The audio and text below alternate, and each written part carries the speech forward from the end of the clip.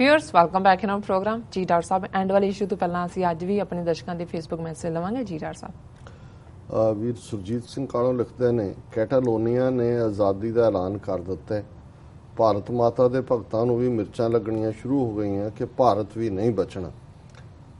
ਇਹਦੇ 'ਚ ਕੋਈ ਸ਼ੱਕ ਨਹੀਂ ਹੈ ਕਿ ਇਸ ਮੁੱਦੇ ਦੇ ਉੱਤੇ ਈਵਨ ਜਦੋਂ ਸਕਾਟਲੈਂਡ ਦਾ 2016 'ਚ ਰੈਫਰੈਂਡਮ ਸੀ ਔਰ ਸੁਸ਼ਮਾ ਸਵਰਾਜ ਜਿਹੜੀ ਹੈ ਉਸ ਨੇ ਇਹਦੇ ਤੇ ਆਫੀਸ਼ੀਅਲੀ ਬਿਆਨ ਦੇ ਦਿੱਤਾ ਸੀ ਕਿ ਵੀ ਅਸੀਂ ਇਸ ਦੇ ਹੱਕ 'ਚ ਨਹੀਂ ਹਾਂ, ਔਰ ਬਾਅਦ 'ਚ ਉਹਨਾਂ ਦੀ ਫੋਰਨ ਮਿਨਿਸਟਰੀ ਅਮੈਂਡ ਕੀਤਾ ਸਟੇਟਮੈਂਟ ਨੂੰ, ਕਿਉਂਕਿ ਉਹਨਾਂ ਨੂੰ ਲੱਗਾ ਵੀ ਜੇ ਸਕਾਟਲੈਂਡ ਅਲੱਗ ਕੰਟਰੀ ਬਣ ਗਿਆ ਤੇ ਇਹ ਤਾਂ ਹਿਸਟੋਰੀਕਲੀ ਅਗੇਂਸਟ ਹੋਏਗਾ। ਹਾਲਾਂ ਮੂੰਹ ਆਈ ਬਾਤ ਨਾ ਰਹਿੰਦੀ ਹੈ, ਉਹ ਨਿਕਲ ਗਿਆ ਸੀ। ਸੋ ਜ਼ਾਹਰ ਹੈ ਕਿ ਜੇ ਕੈਨੇਡਾ 'ਚ ਬੈਠੇ ਜਗਮੀਤ ਸਿੰਘ ਦਾ ਇੰਟਰਨੈਸ਼ਨਲ UN ਚਾਰਟਰ ਨੂੰ ਇੰਟਰਪ੍ਰੀਟ ਕਰਨਾ ਕਿ ਰਾਈਟ ਆਫ ਸੈਲਫ ਡਿਟਰਮੀਨੇਸ਼ਨ ਹਰ ਇੱਕ ਦਾ ਹੱਕ ਹੈ, ਉਹਨਾਂ ਨੂੰ ਤਕਲੀਫ ਦਿੰਦਾ ਹੈ ਤੇ ਕੈਟਾਲੋਨੀਆ ਜੇ ਐਜ਼ ਏ ਕੰਟਰੀ ਐਮਰਜ ਹੁੰਦਾ ਹੈ, ਹਾਲਾਂਕਿ ਜਿਵੇਂ ਮੈਂ ਕਿਹਾ ਵੀ ਸਪੇਨ ਵੱਧ ਰਿਹਾ ਹੈ ਸਿਵਲ ਵਾਰ ਵੱਲ। ਸੋ ਜ਼ਾਹਰ ਹੈ ਵੀ ਉਹਨਾਂ ਨੂੰ ਇਹ ਮਿਰਚਾਂ ਲੱਗ ਰਹੀਆਂ ਨੇ ਕਿਉਂਕਿ ਦੁਨੀਆ ਦੇ ਵਿੱਚ ਇਹ ਫਿਨੋਮੀਨਾ ਬੜੀ ਤੇਜ਼ੀ ਦੇ ਨਾਲ ਇਸ ਵੇਲੇ ਐਕਸੈਪਟੈਂਸ ਪਾ ਰਿਹਾ। ਵੀਰ ਕਸ਼ਮੀਰ ਵਰਗ ਲਿਖਦੇ ਨੇ, ਡਾਕਟਰ ਸਾਹਿਬ ਤੁਹਾਨੂੰ ਤੇ ਸਾਰੀ ਟੀਮ ਨੂੰ ਵਾਹਿਗੁਰੂ ਜੀ ਕਾ ਖਾਲਸਾ ਵਾਹਿਗੁਰੂ ਜੀ ਕੀ ਫਤਿਹ। ਖਾਲਿਸਤਾਨ ਜ਼ਿੰਦਾਬਾਦ ਜ਼ਿੰਦਾਬਾਦ ਜ਼ਿੰਦਾਬਾਦ ਜ਼ਿੰਦਾਬਾਦ ਜ਼ਿੰਦਾਬਾਦ। ਬਹੁਤ ਸ਼ੁਕਰੀਆ ਵੀਰ ਕਸ਼ਮੀਰ ਸਿੰਘ ਜੀ। ਆਵਾਜ਼ੇ ਖਾਲਿਸਤਾਨ ਨੇ ਲਿਖਿਆ, NDP party officially declares support for Catalonia. So Jagmeet Singh is not individual. His party today officially declares now. मैं खबर नहीं देखी, नहीं तो मैं जरूर पहले सेगमेंट 'ਚ डिस्कस करदा, पर ਇਹ ਖੁਸ਼ੀ ਦੀ ਗੱਲ ਹੈ ਕਿ ਇਸ ਨੂੰ ਉਹਨਾਂ ਨੇ NDP ਨੇ ਆਪਣੀ as a official policy accept ਕੀਤਾ ਜੀ। ਨਵਾਜ਼ ਚੌਧਰੀ ਭਾਈਜਾਨ ਲਿਖਦੇ ਨੇ, ਸਲਾਮ ਔਰ ਸਤਿ ਸ੍ਰੀ ਅਕਾਲ doctor Sahib and all team TV84। Dr. Sahab, I like and enjoy your new title to Captain Amrinder as a show boy of Hindutva. Back in partition time, Qaid-e-Azam Muhammad Ali Jinnah used to call same title to Abdul Kalam Azad as a show boy of Congress. No matter what religion they carry, they do same job to gain own benefits. Khalistan Zindabad inshallah, Pakistan Zindabad inshallah। ਬਹੁਤ ਸ਼ੁਕਰੀਆ ਚੌਧਰੀ ਸਾਹਿਬ। ਔਰ ਮੈਨੂੰ ਲੱਗਦਾ ਵੀ ਹੁਣ ਤੁਸੀਂ programme ਨੂੰ ਠੀਕ ਦੇਖ ਪਾ ਰਹੇ ਹੋਵੋਗੇ ਕਿਉਂਕਿ ਪਹਿਲਾਂ ਤੁਸੀਂ ਲਿਖਿਆ ਸੀ ਕਿ ਵੀ ਜਿਹੜੀ ਹੈ ਵੀਡੀਓ ਪ੍ਰੋਪਰ ਪਲੇ ਨਹੀਂ ਹੁੰਦੀ ਜੀ। ਔਰ ਬਿਲਕੁਲ ਮੈਂ ਵੀ ਇਹ ਜਿਹੜਾ ਸ਼ੋਅ ਬॉय ਸਮਝਦਾ ਕਿ ਇਹ ਜਿਹੜੇ ਸ਼ੋਅ ਬॉय ਨੇ ਇਹਨਾਂ ਦੀ ਜ਼ਮੀਰ ਨਹੀਂ ਹੁੰਦੀ, ਇਹ ਉਹ ਨੇ ਜਿਹੜੇ ਜ਼ਮੀਰ ਫਰੋਸ਼ ਹੁੰਦੇ ਨੇ ਔਰ ਇਹ ਆਪਣਾ ਮੁੱਲ ਪਾਉਂਦੇ ਨੇ। ਸੋ ਜ਼ਾਹਰ ਹੈ ਵੀ ਕੁਛ ਲੋਕ ਗੁੰਮਰਾਹ ਹੁੰਦੇ ਨੇ, ਜਿਵੇਂ ਜਿਹੜਾ ਮੌਲਾਨਾ ਆਜ਼ਾਦ ਜਿਹੜੇ ਉਸ ਦੇ ਫਿਰ 20-30 ਸਫ਼ੇ ਜਿਹੜੇ ਉਹਨੇ ਕਿਹਾ ਸੀ ਮੇਰੀ ਮੌਤ ਤੋਂ ਇੰਨੇ ਸਾਲ ਬਾਅਦ ਛਾਪਣਾ, ਉਹਨਾਂ ਚੋਂ ਨਿਕਲਿਆ ਤਾਂ ਕੁਛ ਨਹੀਂ ਕਿਉਂਕਿ ਉਹਨਾਂ ਨੇ ਬਦਲ ਦਿੱਤੇ ਹੋਣਗੇ। ਸੋ ਮੈਨੂੰ ਲੱਗਦਾ ਹੈ ਵੀ ਜ਼ਾਹਰ ਹੈ ਵੀ ਉਹਦੇ 'ਚ ਉਹਨੇ ਐਡਮਿਟ ਕੀਤਾ ਹੋਏਗਾ ਕਿ ਉਹਨੇ ਕਿੰਨਾ ਵੱਡਾ ਗੁਨਾਹ ਕੀਤਾ ਹੈ ਕਿ ਉਹ ਗਾਂਧੀ ਔਰ ਨਹਿਰੂ ਦੇ ਹੱਥਾਂ ਤੇ ਚੜ੍ਹ ਕੇ ਜਿਹੜਾ ਉਹ ਪਾਕਿਸਤਾਨ ਦਾ ਵਿਰੋਧ ਕਰਦਾ ਰਿਹਾ ਔਰ ਜਿਵੇਂ ਫਿਰ ਜੋ ਕੁਛ ਅਖੌਤੀ ਆਜ਼ਾਦ ਭਾਰਤ ਦੇ ਵਿੱਚ ਹੋਇਆ ਉਹ ਜ਼ਾਹਰ ਸੀ ਕਿ ਉਹੀ ਹਿੰਦੂ ਜ਼ਹਿਨੀਅਤ ਜਿਹੜੀ ਕਿ ਕਾਇਦੇ ਆਜ਼ਮ ਨੇ ਸੀ ਥਰੂ ਕਰ ਲਈ ਸੀ ਕਿ ਭਾਈ ਇਹ ਜਿਹੜੇ ਨੇ ਇਹ ਤਾਂ ਜਿਵੇਂ ਉਹਨਾਂ ਨੇ ਸਰ ਸੋਭਾ ਸਿੰਘ ਨੂੰ ਇਹ ਕਿਹਾ ਸੀ ਕਾਇਦੇ ਆਜ਼ਮ ਨੇ ਕਿ we Sikhs are politically naive, they have seen Hindus as the co-slaves, but when they will see them as the rulers, they will see their true face when Hindus will be the masters and Sikhs will be the slaves. So ਜ਼ਾਹਰ ਹੈ ਕਿ ਵੀ ਅੱਜ ਵੀ ਜਿਹੜੇ ਲੋਕ ਪਾਕਿਸਤਾਨ ਦੇ ਵਿੱਚ ਵੀ ਕੁਛ ਇਸ ਕਿਸਮ ਦੀਆਂ ਗੱਲਾਂ ਉਹਨਾਂ ਦੇ ਮੀਡੀਆ ਤੇ ਬੈਠ ਕੇ ਕਰਦੇ ਰਹੇ ਨੇ ਜਿਹਨਾਂ ਨੂੰ ਲੱਗਦਾ ਹੈ ਕਿ ਜੀ ਬਰੇ ਸਗੀਰ ਜੇ ਨਾ ਪਾਕਿਸਤਾਨ ਬਣਦਾ ਤੇ ਮੁਸਲਮਾਨ ਸੌਖੇ ਹੁੰਦੇ। ਹੁਣ ਜੋ 180 ਮਿਲੀਅਨ ਮੁਸਲਮਾਨਾਂ ਦਾ ਹਾਲ ਕੀਤਾ ਹੋਇਆ ਇਹ ਆਪਣੇ ਆਪ 'ਚ ਇੱਕ ਜਸਟੀਫਿਕੇਸ਼ਨ ਹੋਣੀ ਚਾਹੀਦੀ ਹੈ ਉਹਨਾਂ ਨੂੰ ਸਮਝਾਉਣ ਦੇ ਲਈ ਜਾਂ ਸਮਝਣ ਦੇ ਲਈ ਕਿ ਜੇ ਪਾਕਿਸਤਾਨ ਨਾ ਹੁੰਦਾ ਤੇ ਉਹ ਸਾਰੇ ਹੀ, ਕਿਉਂਕਿ ਅਲਟੀਮੇਟਲੀ ਆਇਨ ਦੇ ਨਾਲ ਗੱਲ ਜੁੜੀ ਹੁੰਦੀ ਹੈ। ਹਿੰਦੂ ਮੈਜੋਰਿਟੀ ਜਿਹੜੀ 33 ਕਰੋੜ ਨੇ, ਜਿਵੇਂ ਅੱਜ 20 ਕਰੋੜ ਮੁਸਲਮਾਨ ਹੜੱਪੇ ਹੋਏ ਨੇ, ਉਹਨਾਂ ਲਈ ਕੋਈ 33 ਕਰੋੜ ਦੇ ਲਈ ਉਸ ਵੇਲੇ ਦੇ 9 ਕਰੋੜ ਨੂੰ ਹੜੱਪਣਾ ਔਖਾ ਨਹੀਂ ਸੀ।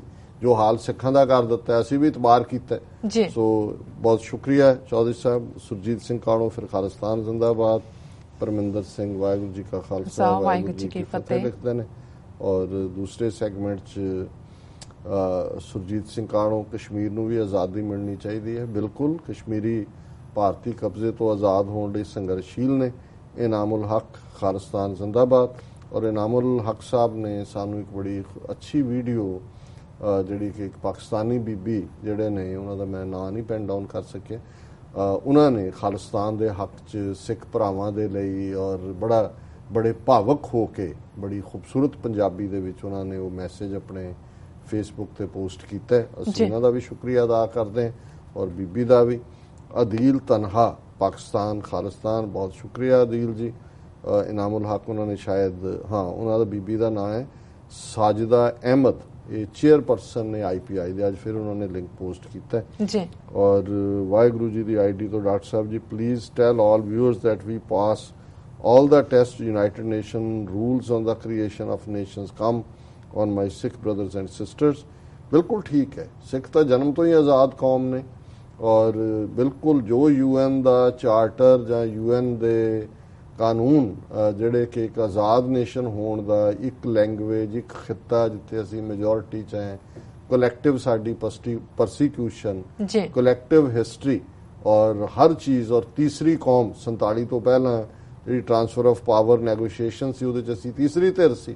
ਸੋ ਅਸੀਂ ਹਰ ਲਿਹਾਜ਼ ਨਾਲ ਅਲੱਗ ਕੌਮ ਵੀ ਔਰ ਅਲੱਗ ਨੇਸ਼ਨ ਵੀ ਔਰ ਜਿਓਗ੍ਰਾਫੀਕਲ ਜਿਹੜਾ ਖਿੱਤਾ ਵੀ ਉਹ ਸਾਡੇ ਕੋਲ ਹੈ ਔਰ ਉਸ ਦੇ ਲਈ ਕੋਈ ਇਹਦੇ 'ਚ ਦੋ ਰਾਵਾਂ ਨਹੀਂ ਨੇ ਕਿ ਸਿੱਖ ਆਪਣਾ ਨਾ ਸਿਰਫ ਡਿਜ਼ਰਵ ਕਰਦੇ ਨੇ, ਬਹੁਤ ਜਲਦੀ ਦਰਿਆਏ ਜਮਨਾ ਤੋਂ ਵਾਘਾ ਤੱਕ ਇੱਕ ਇੰਡੀਪੈਂਡੈਂਟ, ਸੋਵਰਨ, ਇਗਾਲੀਟੇਰੀਅਨ, ਇਕੁਆਲੀਟੇਰੀਅਨ ਵੈਲਿਊਜ਼ ਤੇ ਬੇਸ ਜਿਹੜਾ ਖਾਲਿਸਤਾਨ ਹੈ ਉਹ ਹੋਂਦ 'ਚ ਨਹੀਂ ਆਏਗਾ, ਉਹਨੂੰ ਅਸੀਂ ਲਿਬਰੇਟ ਕਰਾਵਾਂਗੇ। ਆਲਰੇਡੀ ਉਹ ਐਗਜ਼ਿਸਟ ਕਰਦਾ ਹੁੰਦਾ ਜੀ।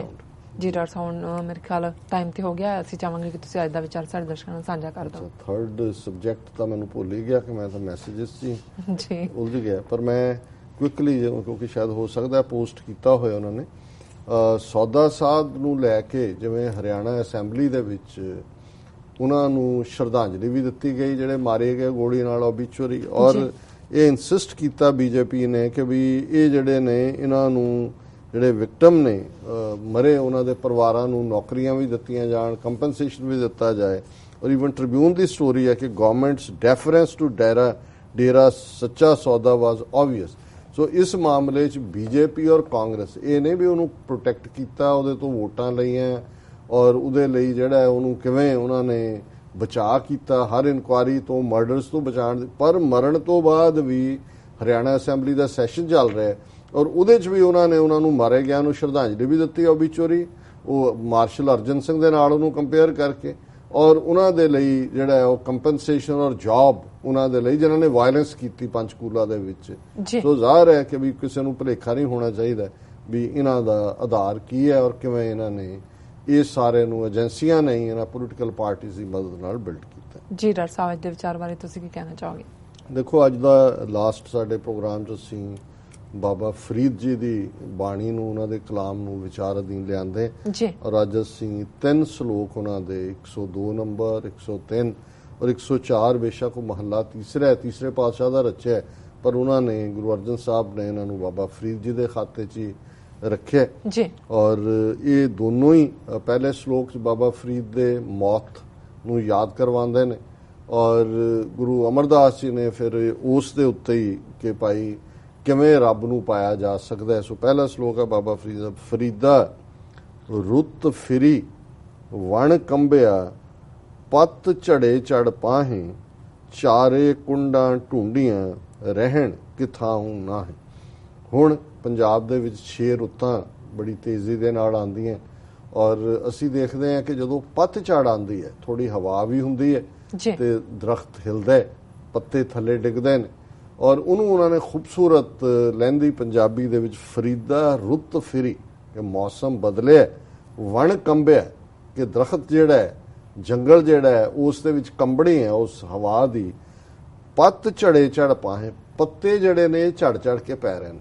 ਹੁਣ ਇਹ ਅਲੰਕਾਰ ਹੈ ਜ਼ਿੰਦਗੀ ਦਾ ਅੰਤ ਜੀ ਕਿ 4 ਚੁਫੇਰੇ ਅੱਜ ਤਾਂ ਅਸੀਂ ਜਵਾਨੀ ਦੇ ਰੰਗ 'ਚ ਹੈ, ਜ਼ਿੰਦਗੀ ਨੂੰ, ਸਿਹਤ ਨੂੰ ਔਰ ਦੁਨੀਆ ਨੂੰ ਮਾਣ ਰਹੇ, ਫਿਰ ਜਦੋਂ ਪਤਝੜ ਆਣੀ ਹੈ ਇਸ ਸਰੀਰ ਨੇ ਝੜ ਜਾਣਾ, ਮੌਤ ਜਿਹੜੀ ਹੈ ਉਹਨੇ ਦਸਤਕ ਦੇਣੀ ਹੈ, ਮਲਕੁਲ ਮੌਤ ਜੋ ਆਪ ਸੀ ਕਿ ਵੀ ਉਹ ਆਏਗਾ, ਫਿਰ ਮੌਤ ਦਾ ਫਰਿਸ਼ਤਾ।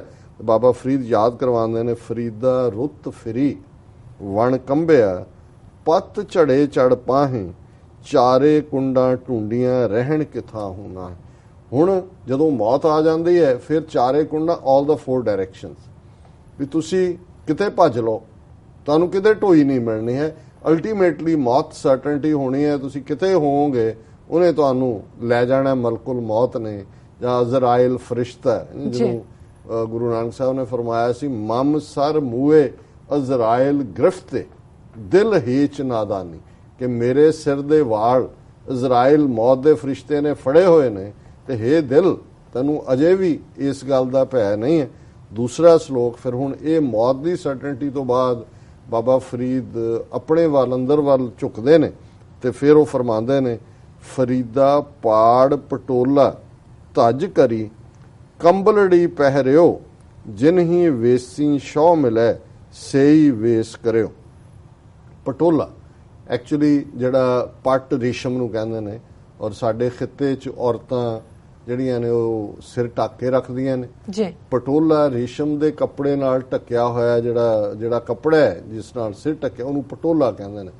ਔਰ ਹੁਣ ਕਿਉਂਕਿ ਬਾਬਾ ਫਰੀਦ ਕਹਿੰਦੇ ਨੇ ਫਰੀਦਾ ਪਾੜ ਪਟੋਲਾ, ਹੁਣ ਪਟੋਲਾ ਜ਼ਾਹਰ ਹੈ ਰੇਸ਼ਮ ਦਾ ਕੱਪੜਾ ਆਮ ਬੰਦਾ ਤੇ ਅਫੋਰਡ ਨਹੀਂ ਕਰਦਾ।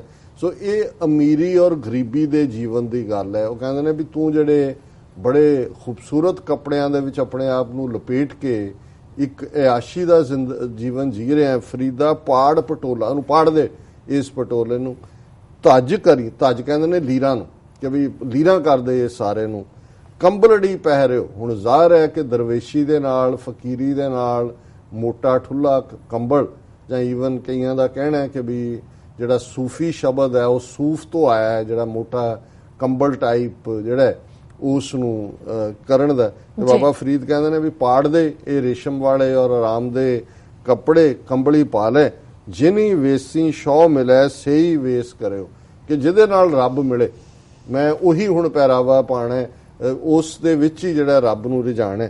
ਹੁਣ ਇਸ ਨੂੰ ਗੁਰੂ ਅਮਰਦਾਸ ਜੀ ਨੇ ਫਿਰ ਇਹਦੇ ਨਾਲ ਰਿਲੇਟਡ ਆਪਣਾ ਸ਼ਲੋਕ ਮਹੱਲਾ ਤੀਜਾ, ਕਾਏ ਪਟੋਲਾ ਪਾੜਤੀ ਕੰਬਲੜੀ ਪਹਿਰੇ ਨਾਨਕ ਘਰ ਹੀ ਬੈਠਿਆਂ ਸ਼ੌ ਮਿਲੇ ਜੇ ਨੀਅਤ ਰਾਸ ਕਰੇ ਜੀ। ਹੁਣ ਇਹ ਹੈ ਕਿ ਇੱਕ ਪਾਸੇ ਐਮੋਸ਼ਨ ਦੀ ਇੰਟੈਂਸਿਟੀ, ਲੇਕਿਨ ਉਹਦੇ ਚੋਂ ਕਿਤੇ ਇਹ ਮੈਸੇਜ ਨਾ ਜਾਏ ਕਿ ਭਾਈ ਘਰ ਦੇ ਸੁੱਖਾਂ 'ਚ ਰਹਿੰਦੇ ਆ ਤੁਸੀਂ ਰੱਬ ਨੂੰ ਪਾ ਨਹੀਂ ਸਕਦੇ। ਔਰ ਕਿਉਂਕਿ ਹਿੰਦੂਆਂ ਨੇ ਸੰਨਿਆਸ ਜਾਂ ਯੋਗੀ ਘਰਾਂ 'ਚੋਂ ਦੌੜਨ ਵਾਲੇ ਸੀ, ਸੋ ਬਾਬਾ ਫਰੀਦ ਗੁਰੂ ਨਾਨਕ ਸਾਹਿਬ ਤੋਂ ਪਹਿਲਾਂ ਹੋਏ ਨੇ 250 ਸਾਲ ਪਹਿਲਾਂ।